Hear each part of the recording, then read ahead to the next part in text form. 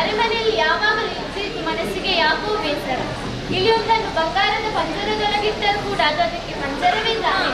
ಅದಕ್ಕೆ ಸಂತೋಷವಾಗಬೇಕೆಂದರೆ ಅದನ್ನು ಸ್ವಚ್ಛಂದವಾಗಿ ಹಾರಾಡಲು ಬಿಡಬೇಕು ಅಲ್ಲವೇ? ಹೌದು, ಇಲ್ಲದಿದ್ದರೆ ಬಾವಿಯೊಳಗಿನ ಕಪ್ಪೆ ಅಂತಾಗುವುದಿಲ್ಲವೇ? ಹಾಗಾಗಬಾರದು. ಹಾಗಾಗಿ ಮನಸ್ಸಿನ ಬೇಸರವನ್ನು ಕಳೆಯುವುದಕ್ಕಾಗಿ ವನವಿಹಾರಕ್ಕೆ ಹೋಗಬೇಕು ಎನ್ನುವ ಆಲೋಚನೆಯನ್ನು ಕೈಗೊಂಡಿದ್ದೇವೆ.